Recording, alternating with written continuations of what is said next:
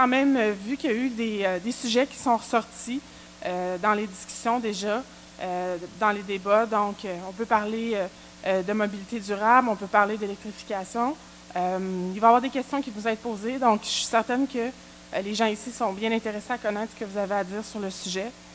Alors, merci à tous d'être là. Merci aux candidats de vous prêter au jeu. Alors, je vous souhaite une bonne soirée.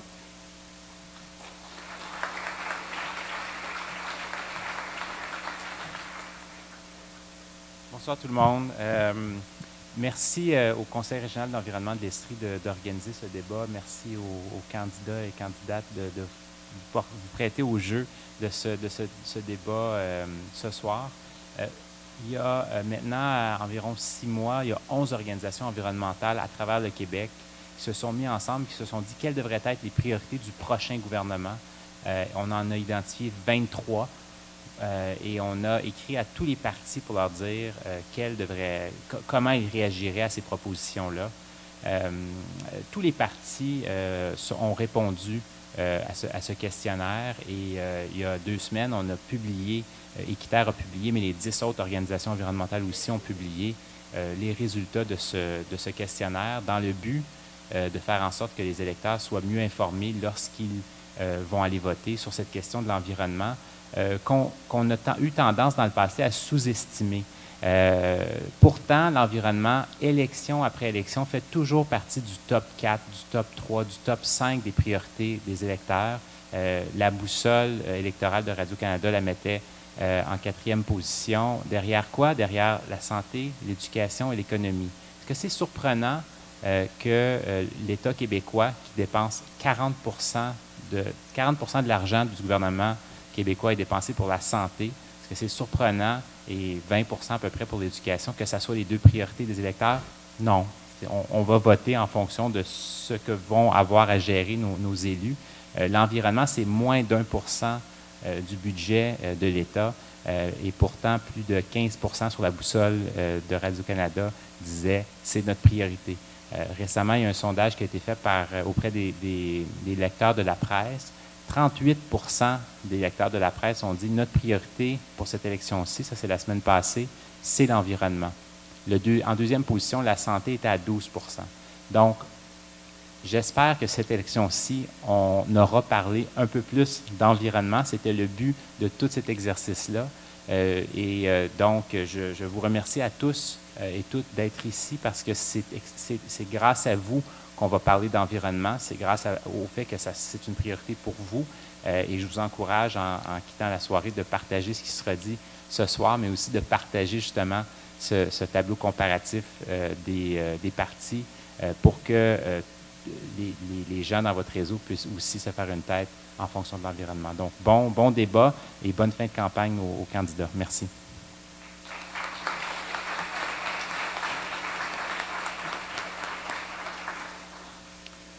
Alors, merci à José et à Sydney. Je vais commencer par mettre la table, en fait. Comment est-ce qu'on a pensé organiser le débat qui a lieu ce soir? Tout d'abord, on a demandé aux différents partis, dans la mesure du possible, de pouvoir choisir des candidats qui étaient dans des circonscriptions différentes. Et on a souhaité tendre vers une parité. Ce soir, on a une représentante féminine pour 4 hommes. Bien évidemment, chaque parti avait également ses contraintes à travers tout ça. Donc, on pilote avec ça. Et je pense qu'on va avoir une belle représentation. On a 3 circonscriptions qui sont représentées ce soir. Alors, je vous présente chacun de nos invités. J'ai M. Bélanger de la coalition Avenir Québec dans Orford qui est avec nous ce soir. Mme Christine Labrie de Sherbrooke pour Québec solidaire. M. Sylvain Daudier, Parti vert dans Mégantic. M. Rousseau, qui est au centre pour le Parti québécois dans la circonscription de Sherbrooke. Et M. Madar du Parti libéral, également lui aussi dans Orford. Alors, 3 circonscriptions. Je n'ai pas fait d'erreur. Tout le monde est bien représenté. Parfait. Alors, en ce qui concerne le déroulement du débat, je vous présente les règles de comment ça va fonctionner. Les candidats ont déjà reçu 5 questions auxquelles ils se sont préparés. Ces questions sont directement en lien, c'est une version locale, en fait, des enjeux de l'Estrie, qui découlent des 23 actions dont Sydney parlait un petit peu plus tôt. Alors, comment ça va fonctionner? Pour chacune des questions, nos candidats auront 1 minute et demie pour y répondre à tour de rôle. Ensuite, un candidat sélectionné par le conseil régional aura l'opportunité de poser une question à un autre candidat, 1 minute. Le candidat qui reçoit la question a également 1 minute pour y répondre. Tous les candidats ce soir ont un petit carton. Ils peuvent utiliser ce carton une fois à travers les 5 questions pour réagir ou commenter. C'est possible qu'il n'y ait aucune réaction à la première question, qu'il y en ait 2 à la deuxième.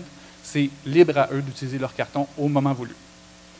Après ces 5 questions, on a organisé, en fait, vous avez participé à l'élaboration de questions du public. Donc, il y aura 2 questions tirées du public qui seront présentées. Nous tirons au sort 2 candidats pour la première question, 2 candidats pour la deuxième, et le 5e candidat a l'opportunité ou le loisir de choisir la question de son choix. Par contre, il va le faire après les réponses des candidats à la première question, sans connaître la deuxième question. Vous allez voir, je vais les guider à travers tout ça. Ensuite, on aura l'opportunité de... et je ne vais pas oublier quoi que ce soit. 2 questions, oui, c'est ça. Ils auront l'occasion, c'est parce qu'il y en a plusieurs parties, donc ils auront l'occasion de pouvoir échanger entre eux. Donc, chaque candidat aura la possibilité de poser une question à un autre candidat, et celui-ci pourra prendre la parole pour y répondre. Et à la toute fin, on aura la conclusion se fait sur une dernière question du public qui est déjà présélectionnée, à laquelle ils seront invités de se vendre leur candidature, vendre leur parti comme étant le meilleur une dernière fois.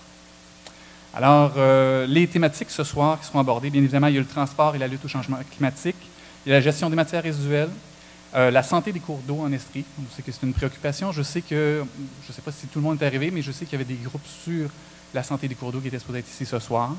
L'agriculture durable et les bâtiments durables. Alors, madame, messieurs, vous êtes prêts? On commence avec la première question. Oh, soit dit en passant, petit aparté. Nous filmons ce soir, alors ce sera disponible pour rediffusion sur le web. On essaie de faire ça dans les 24 prochaines heures après la fin du débat de ce soir. Donc, ça pourrait être partagé. Oui, c'est vrai. Tout à fait. Tout à fait. Merci. Donc, vous avez 1 minute et demie à tour de rôle pour présenter votre parti. Alors, je commence avec la plateforme de la Coalition Avenir Québec et M. Bélanger. Bonsoir, Gilles Bélanger, 60 ans. J'ai passé près de 40 ans de ma vie à l'international en gestion de la chaîne d'approvisionnement. Je suis papa de 5 enfants. Et ce qui m'amène en politique, c'est pour changer la donne. Je ne suis pas un politicien traditionnel. Je suis un entrepreneur. J'aime beaucoup réaliser des projets. Et pour moi, l'économie n'a pas priorité sur l'environnement. L'environnement a priorité sur l'économie. Par contre, l'économie est nécessaire. On ne peut pas stopper l'économie du jour au lendemain. On doit favoriser une économie avec un développement durable. Et je crois qu'au niveau de la Coalition Avenir Québec, on a les entrepreneurs et la relève. On a déjà plus qu'une parité, 65 femmes pour 60 hommes. Fait qu'on est le parti qui va réussir à faire le changement. Merci. Eh bien, je passe la parole à M. Mador, complètement à l'extrémité, du Parti libéral. Merci. Alors, à titre de candidat, je peux vous dire, comme M. l'animateur vient de le dire, qu'après 6 mois de rencontres dans ma circonscription, je peux vous dire que l'environnement est vraiment une préoccupation, puis les gens nous l'ont dit. J'ai déjà entendu dire Robert Benoît, un ex-politicien, puis qui est président du MCI, qui est probablement dans la salle ce soir, qu'en environnement, les problèmes se créent lentement et se règlent encore plus lentement. Alors, vous voyez qu'on n'a pas de temps à perdre. Vous savez, bien que c'est le Parti québécois qui ait créé le premier ministère de l'Environnement comme formation politique, c'est un gouvernement libéral qui avait été le premier en 1972 à voter une loi en matière d'environnement. Alors, près de 50 ans plus tard, c'est plus que jamais d'actualité. Alors, dans les 4 dernières années, le gouvernement du Parti libéral du Québec ne s'est pas tourné les pouces. Alors, on a adopté le plan d'électrification des transports, la politique énergétique, la politique de mobilité durable, la stratégie québécoise de l'eau et le fonds vert. Alors, ce que je veux vous dire, c'est que je vais, pour ma part, dans la circonscription d'Harford, la priorité va aller au plan d'eau. Alors, on en retrouve plusieurs dans le comté. 10 secondes. Même Frémagogue. Et vous savez, c'est le réservoir d'eau potable de toute la région de Sherbrooke. Alors, j'aurai l'occasion de vous en parler tantôt. Merci. Alors, la parole va à M. Rousseau du Parti québécois. Bonsoir tout le monde. Merci d'être là aussi nombreux. Merci au Conseil régional de l'environnement d'organiser ce débat. On a eu beaucoup de débats dans les dernières semaines, puis s'il n'y en avait pas eu un gros sur l'environnement, ça aurait été un immense manque. Donc, merci beaucoup aux organisateurs. C'est super apprécié. Vous le savez peut-être, je suis chercheur et avocat en droit de l'environnement, surtout sur les questions d'aménagement urbanisme, ce qui a fait en sorte que j'ai pu rédiger, parfois tenir la plume et rédiger certains des passages du programme du Parti québécois sur l'environnement. Fait que ça me fait d'autant plus plaisir d'être là ce soir. Si je devais résumer le programme du Parti québécois en matière d'environnement, je dirais audace et réalisme. Audace parce que pour l'horizon 2030, on vise la sortie du pétrole avec, par exemple, 100% des bus qui devront être électriques, 100% des véhicules légers qui devront être rechargeables pour 2035. Donc, on a vraiment des objectifs audacieux à ce niveau-là. Puis en même temps, ça demeure réaliste parce que nous, on a fait un choix dans cette campagne électorale-là qui n'était pas évident. On a fait le choix de dire, sous un gouvernement du Parti québécois, il n'y aura pas de baisse d'impôts pour les plus riches. Fait qu'à partir de là, ça nous donne plus d'argent pour investir dans les services publics, investir dans l'environnement. On est aussi réaliste parce que la dernière fois qu'on a été au pouvoir, en 18 mois, on est sorti du nucléaire et sorti de l'amiante. En 18 mois, un gouvernement qui sort le pays de l'amiante, du nucléaire, c'est du jamais vu. Ça a été extrêmement difficile. Et là, le prochain combat qu'il va falloir mener, c'est pour ça qu'on est audacieux, c'est face au fédéral. Il faudra adopter une loi pour affirmer la compétence québécoise et il faudra, pour sortir du pétrole, faire une méchante bataille contre le fédéral qui veut nous amener dans les pipelines. Et vous pouvez compter sur le Parti québécois pour se battre contre le fédéral. Merci. Je cède maintenant la parole à M. Daudier du Parti vert du Québec.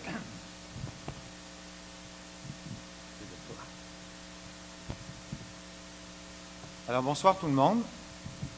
Vous me permettrez, avant de commencer, de savourer cet instant en silence pendant quelques secondes. Parce que ce soir, à Sherbrooke, il y a des gens qui sont rassemblés parce qu'ils s'intéressent à l'environnement, ils sont venus en parler et en entendre parler. Merci d'être là. Merci d'avoir organisé ce débat. Si vous êtes là, c'est probablement parce que, comme moi, vous pensez que prendre soin de notre monde est la seule solution qui s'offre à nous.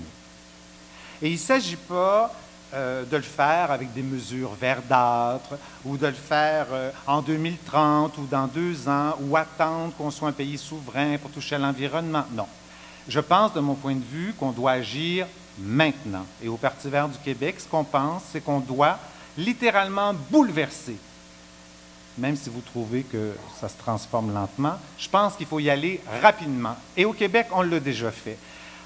Et mon Dieu, avec la Révolution tranquille, on a, d'un coup, changé complètement notre façon de faire et il s'agit de faire la même chose maintenant avec la Révolution verte. Et pour y arriver, il y a un seul moyen, les politiciens doivent prendre à bras-le-corps ce dossier-là et arrêter de vouloir être sympathique.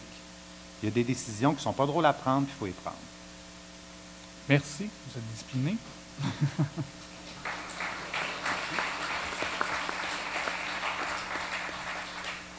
Madame Labrie, de Québec solidaire, la parole est à vous. Merci au Conseil régional d'environnement de l'Estrie d'avoir organisé ce débat sur ce qui devrait être l'enjeu principal, à mon sens, de la campagne électorale, c'est-à-dire l'environnement. À Québec solidaire, nous, on le dit depuis le début que c'est le principal défi qu'on a à relever en ce moment comme société, c'est la crise environnementale. Et on a présenté un plan de transition économique vraiment audacieux pour permettre au Québec non seulement de relever le défi, mais aussi de se positionner comme un leader dans la lutte au changement climatique à travers le monde. Pourquoi on appelle ça notre plan de transition économique et non écologique? Parce que pour résoudre la crise qu'on traverse, il faut changer carrément de paradigme. Il faut changer notre manière de concevoir l'économie et comprendre enfin que l'environnement et l'économie sont indissociables. Il y en a qui nous accusent d'être radicaux, on les entend depuis quelques jours. Et on est certainement radicaux parce qu'on propose de régler le problème à la racine. C'est ça que ça veut dire être radical et c'est certainement pas un défaut. La crise environnementale qu'on traverse, on ne pourra pas la régler avec des mesures cosmétiques ou des mesures à la pièce. C'est pas vrai qu'en construisant un 3e lien à Québec avec du transport en commun qui passe dessus, on va dans la bonne direction. Il faut réduire la dépendance à la voiture. C'est pas vrai qu'en interdisant les pailles, aussi nuisibles soient les pailles, on en fait assez. Il faut une politique nationale pour réduire la production de déchets en s'attaquant au suremballage, aux produits à usage unique, au gaspillage alimentaire. On a besoin d'une économie circulaire, d'une économie basée sur les circuits courts. On a besoin de pouvoir se déplacer en ville, d'une ville à l'autre, en transport en commun. On a besoin de construire, de rénover nos bâtiments pour qu'ils utilisent le moins d'énergie et d'eau possible. Et on a besoin que le secteur industriel prenne le virage des technologies vertes. Et c'est ce qu'on propose dans notre plan de transition. Merci beaucoup.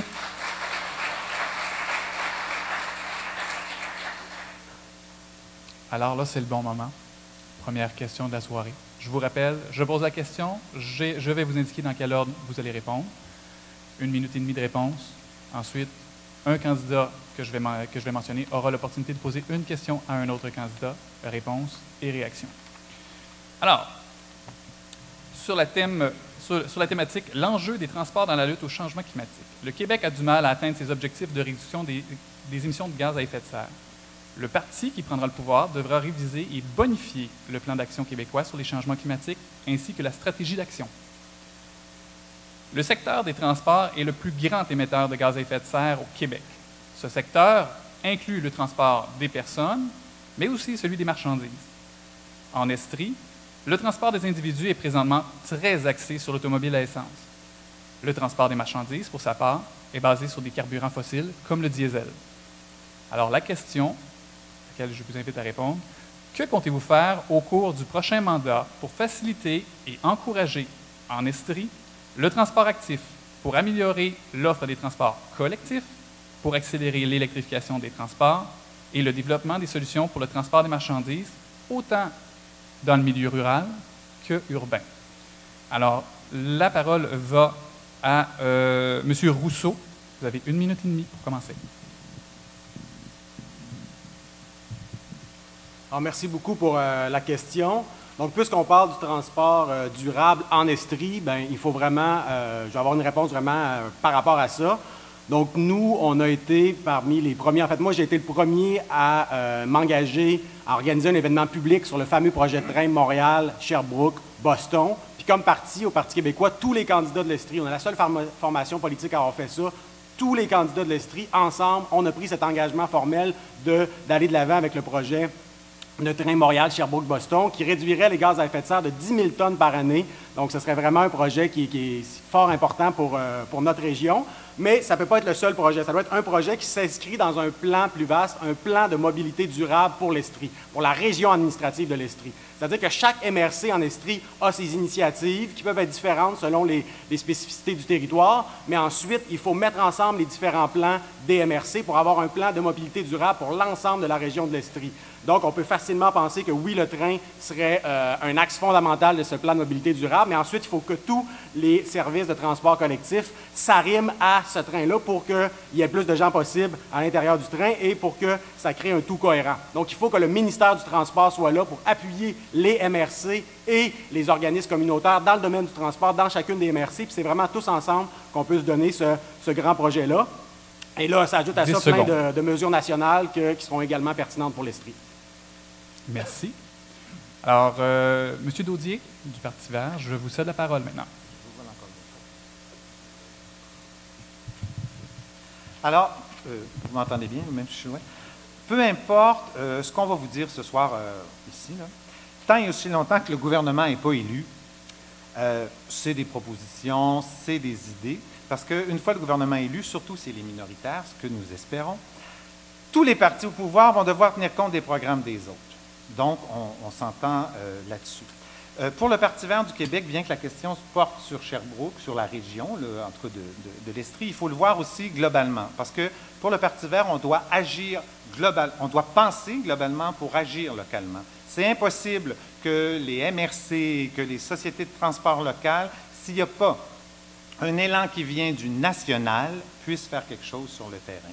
Donc, le parti au pouvoir doit lancer les grandes lignes et s'asseoir pour décentraliser, en effet, exactement comme vous l'avez dit, vers les régions, parce que ce sont les gens sur le territoire qui savent quel circuit doit être développé, que ce soit avec des bus électriques, que ce soit avec des trains, peu importe la façon de faire. Donc, nous, on vise, entre autres, à réduire de 50 % les émissions du secteur du transport d'ici 2030. On a un objectif qui est, pardon, on appuie, nous, le train à grande vitesse, le projet de Via Rail, mais on le bonifie. Alors, Sherbrooke serait rattaché aussi à Québec. On propose l'électrification des transports, entre autres les bus, tous les transports en commun, le plus possible aller vers l'électricité directe pour éviter les batteries.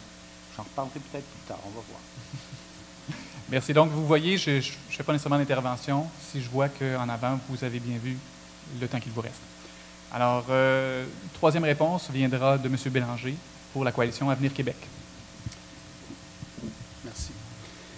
Bon, on peut travailler des plans, on peut essayer de mettre des autos électriques sur la route, mais si en un claque de doigts, on décide d'aller de l'avant avec un projet comme Mécanis, qui fait que c'est l'équivalent de 500 000 automobiles sur la route. Et c'est un projet qui a été entériné par les libéraux et supporté par le PQ. On vient d'éliminer toutes les belles actions qu'on veut faire. Moi, avant de joindre la politique, je peux vous dire que j'ai mis en place sur le corridor Boston-Montréal une halte routière pour la recharge des véhicules électriques. Et c'est prévu pour 5 000 automobiles. Et je ne prétends pas que la CAQ est un parti qui a toutes les réponses au niveau environnement. C'est pourquoi, au cours des dernières semaines, je me suis joint à une équipe d'aviseurs, qui est entre autres Corridor Appalachien, qui ont une très bonne expertise au niveau conservation. Et depuis aussi 2 semaines, je travaille avec le Parti vert, qui ont des excellentes idées. Mon objectif, c'est après les élections, si je suis élu, c'est d'être capable d'être rassembleur et de faire équipe, entre autres, avec ces expertises-là pour pouvoir arriver avec une bonne stratégie environnementale. Merci. Merci beaucoup. Monsieur Madar, la parole est à vous. Merci.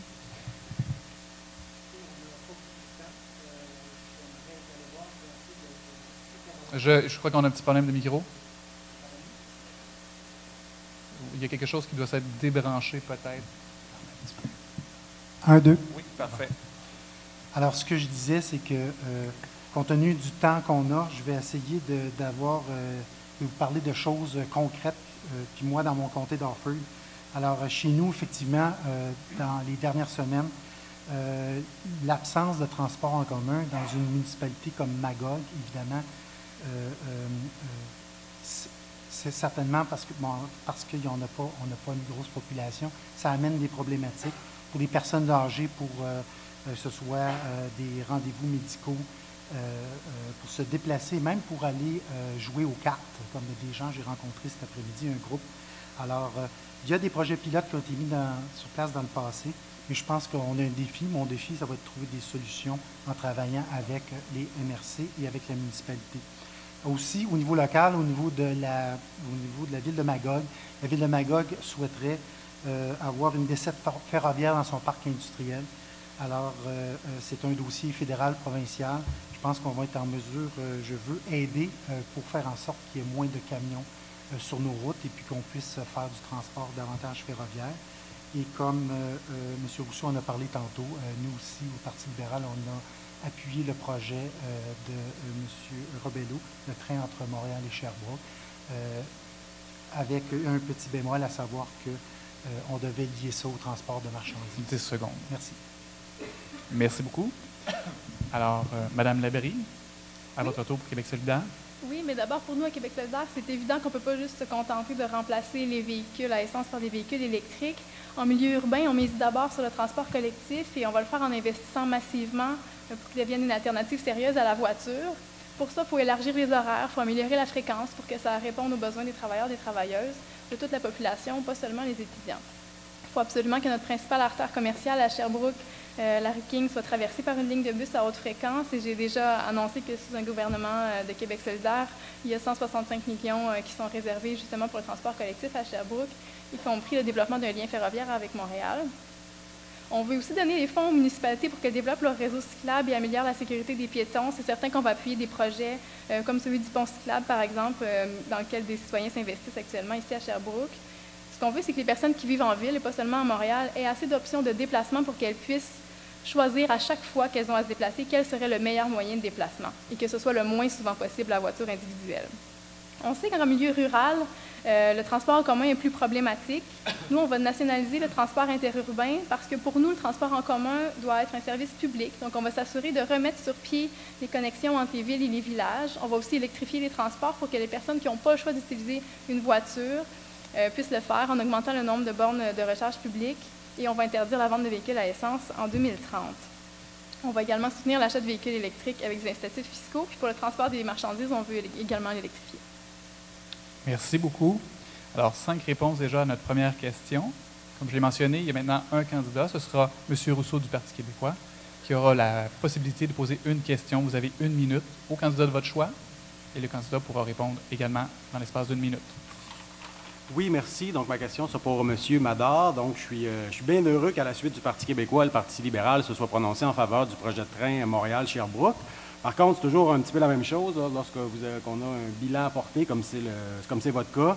C'est-à-dire qu'en 4 ans, vous n'avez pas trouvé moyen, en 4 ans et demi même, vous n'avez pas trouvé moyen, votre gouvernement, de faire avancer ce projet qui pourtant est j'allais dire, sur les rails depuis quand même un bout au niveau des projets, des plans, des études. Ça fait longtemps qu'on en entend parler. Quand venait le temps de débloquer 1 milliard pour le REM à Montréal, ça allait. Quand venait le temps de débloquer 1 milliard pour le tramway à Québec, ça allait. Quand on veut 18,5 millions pour un train Montréal-Sherbrooke, bien là, c'est long, c'est long, c'est long. Puis quand vous dites oui, c'est du bout des lèvres en disant oui, mais on n'accepte pas le projet actuel, on veut mettre des marchandises, puis là, ce qui suppose d'avoir des études supplémentaires et tout, alors qu'il y a déjà beaucoup d'études. Fait que moi, j'essaie de comprendre pourquoi vous avez pris tant de temps à vous engager, alors que pour Montréal et Québec, là, les milliards, ça pleut. Puis ici, on veut 18 millions et demi, puis ça prend du temps. Puis quand vous le faites, c'est du bout des lèvres avec des conditions. J'ai vraiment de la misère à comprendre ça quand on sait qu'il y avait plein de députés libéraux qui auraient pu tirer la couverte du bord de l'Estrie. Alors, M. Madar, votre réponse? Encore une fois. 1, 2. Écoutez, je pense que quand on est un gouvernement responsable, on doit étudier les dossiers, on doit analyser les dossiers. Alors, c'est ce que notre gouvernement a fait.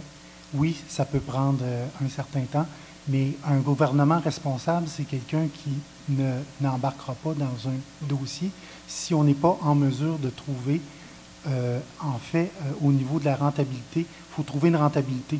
Un gouvernement qui gère doit y arriver. Alors, je pense qu'on a travaillé fort et je pense que vous comprenez que la prise de position du Parti libéral, si elle a été prise en fonction en disant qu'on voulait qu'elle soit liée à un transport de marchandises, c'est parce que probablement les fonctionnaires avaient établi que ça ne pouvait pas fonctionner seulement qu'un train de passagers n'était pas rentable. Alors, c'est la position que nous avons prise, c'est la position que nous soutenons, mais ça ne veut pas dire que nous ne l'appuyons pas et on souhaite ardemment qu'il se réalise. Merci beaucoup. Est-ce qu'il y a des candidats qui souhaitent utiliser leur carton pour réagir? Oui, M. Daudier?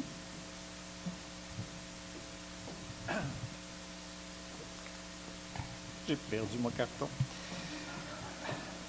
Là, j'ai combien de temps, juste pour être sûr? Là? 1 minute. 1, 2, 3, go. OK.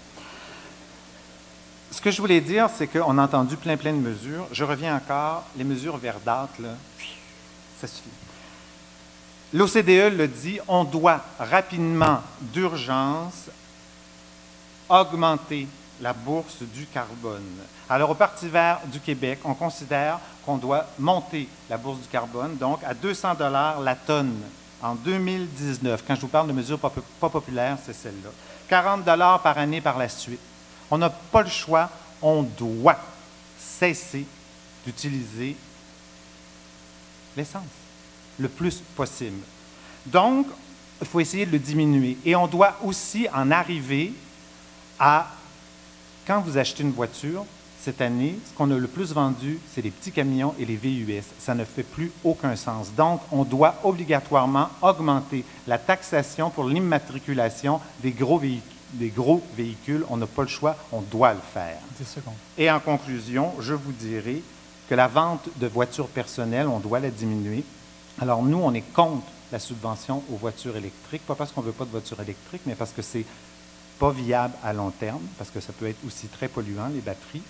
Et on considère que cet argent-là, au lieu de le donner aux compagnies qui ne cessent de monter le prix de leurs voitures électriques, on doit l'injecter directement, ce 8 000 $ par personne, dans le transport en commun. Merci. On en serait donc rendu à la deuxième question. La thématique de cette question, c'est la gestion des matières résiduelles. La crise du recyclage a atteint l'Estrie de plein fouet, quelques mois après que la Chine eut décidé de ne plus recevoir les matières recyclables contaminées. Il est clair que, malgré l'adoption de plus en plus répandue par les Québécois de la collecte sélective, nous générons toujours trop de déchets et trop de matières recyclables qui ne répondent pas aux exigences de qualité des acheteurs locaux. D'autre part, la politique québécoise de gestion des matières résiduelles prévoit que les Québécois ne pourront plus jeter de matière organique dans la poubelle dès 2020. Mais on enlève aux collecteurs, aux restaurateurs, aux citoyens la possibilité d'utiliser des sacs compostables dans leur bac brun. Quoique imparfaits, ces sacs jouent un rôle crucial dans la mise en place de collectes efficaces de matière organique, notamment dans nos institutions. Alors, la question: comment votre parti compte-t-il réduire la quantité et améliorer la qualité des matières recyclables? Et comment votre parti compte-t-il faciliter la gestion des matières résiduelles? Alors, pour ouvrir le bal des réponses, j'invite M. Bélanger de la CAQ à répondre. Moi, je crois qu'il faut travailler en amont. Essayer de gérer les matières résiduelles et le recyclage en aval avec de la façon comment on emballe nos produits, de la façon comment on s'approvisionne. La problématique est au niveau de l'approvisionnement. On doit développer une économie avec un approvisionnement local 12 mois par année. En assumant un approvisionnement local et en minimisant l'emballage et en favorisant le vrac, on va avoir beaucoup moins de matières résiduelles, que ce soit à faire du compostage ou du recyclage. Si on revient, il y a de ça peut-être une vingtaine ou une trentaine d'années, il y avait énormément moins de matière, de plastique, d'emballage. Et là, on se retrouve de plus en plus avec des emballages au niveau des magasins. Donc, ma suggestion est de vraiment travailler à une économie de développement durable, local au niveau des approvisionnements versus acheter des produits des États-Unis, du Chili et d'ailleurs, 12 mois par année. Merci. Monsieur Mador, du Parti libéral, la parole est à vous. 1, 2. Écoutez, je pense qu'il y a plusieurs choses qu'on peut faire. Évidemment, il faut qu'on modernise les centres de tri pour permettre le recyclage de tous les plastiques, trouver des débouchés pour les matières recyclables, sensibiliser la population, éduquer les récalcitrants. Je pense qu'il y a encore beaucoup de travail à faire de ce côté-là. On en parlait tantôt, moins consommer à la source, bannir les bouteilles d'eau en plastique, éviter le suremballage, je pense que c'est important. On peut faire des petits gestes, chacun chez nous aussi. Je prends des exemples. Chez moi, j'ai des vieux meubles, ça fait 2 ans que je suis déménagé, j'ai des choses dans mon sous-sol, je ne veux pas les mettre à la rue, alors il faut que je m'en occupe, il faut que je trouve, il y a des organismes à Magog, il y en a un qui ramasse les meubles, qui s'appelle le centre d'aide Magog, et ce qu'ils font, c'est qu'ils revendent les meubles et par la suite, avec l'argent, ils font des paniers de Noël pour les gens. D'autres exemples, la récupération des vêtements. Je pense que ça, il faut continuer à supporter ça. Et à Magog, l'organisme remet plusieurs dizaines de milliers de dollars à plusieurs autres organismes. Alors, on a comme vraiment un bon roulement. Et je voudrais aussi... est-ce que je suis rendu à la conclusion, là? Ah oui, c'est terminé. Je vous remercie. Il vous restait quelques secondes si vous vouliez ajouter quelque chose. Hein? C'est correct. Oui, c'est bon. Oui, merci. Parfait. Donc, M. Rousseau, du Parti québécois, la parole est à vous maintenant. Oui, donc concernant la crise au niveau des matières résiduelles, donc d'abord, il faut différencier un peu le très court terme du moyen-long terme. Très court terme, ça prend un plan d'urgence, ça prend une subvention d'urgence. Là, il y a vraiment une situation préoccupante dans les centres de tri. Maintenant, à moyen-long terme, la solution, c'est ce qu'on appelle l'économie circulaire. Donc, qui s'oppose à l'économie linéaire. L'économie linéaire, c'est on prend des nouvelles ressources naturelles, on les transforme, on produit des déchets qu'on jette. L'économie circulaire, c'est on prend ce qui constitue des déchets pour une entreprise, puis on les retransforme dans une autre entreprise. On produit à nouveau des déchets, mais qui vont servir à nouveau de matière première pour une autre entreprise. Donc ça, c'est vraiment l'avenir. Il faut faire évoluer notre politique de gestion des matières résiduelles vers une politique de l'économie circulaire, et c'est l'engagement du Parti québécois. Et moi, dans Sherbrooke, j'ai pris un engagement local précis là-dessus. Parce que cet été, je suis allé dans un événement de réseautage où il y avait justement des entrepreneurs qui se parlaient de leurs différentes productions, de leurs déchets, et on essayait faire en sorte qu'il y ait du réseautage, qu'une entreprise qui produise des déchets soit mise en contact avec une autre entreprise, de voir s'il peut y avoir des déchets d'une entreprise repris par une autre entreprise. Magnifique, la ville était là, les entrepreneurs participaient, wow, belle mobilisation, mais il y a un problème, c'est que moi, comme avocat en droit de l'environnement, je peux vous dire que si vous transformez des déchets d'une entreprise dans une autre entreprise, là, ça vous prend un certificat d'autorisation du ministère de l'Environnement bien souvent. Puis il y a des normes en matière de santé et sécurité au travail. Donc, dans ce genre d'événement, il faut que le gouvernement du Québec soit là, le ministère de l'Environnement, la CNESST, et j'ai pris un engagement là-dessus. Il faut que le député allume pour que les organismes du gouvernement du Québec participent au virage de Sherbrooke vers l'économie circulaire dans le cadre d'une politique plus vaste au niveau de tout le Québec.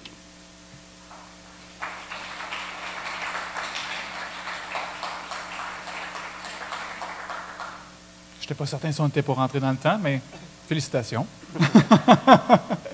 Alors, Mme Labrie, de Québec solidaire, à votre tour. Merci. Nous, une des premières choses qu'on va faire sur le dossier des matières résiduelles, c'est d'adopter une loi cadre sur l'économie circulaire et l'obsolescence programmée. Je pense que M. Rousseau vient de vous expliquer assez bien ce que c'est l'économie circulaire. Nous, ce qu'on veut avec ça, c'est décourager l'usage de produits à usage unique, imposer aux fabricants une garantie minimale de 10 ans sur la plupart des produits et une garantie de réparation à faible coût pour réduire à la source les quantités de déchets. C'est très important de réduire à la source. On veut aussi offrir une aide financière à l'industrie du recyclage dès notre arrivée au pouvoir pour qu'elle opère un virage vers une meilleure qualité des matières recyclées. Et une des façons d'améliorer la qualité des matières qu'on recycle, c'est notamment d'élargir la consigne sur le verre, notamment bouteilles de vin ou bouteilles d'eau. Nous, on veut l'élargir, on veut indexer les consignes pour que les gens les ramènent vraiment, les contenants, au bon endroit et qu'ils soient revalorisés, sans qu'on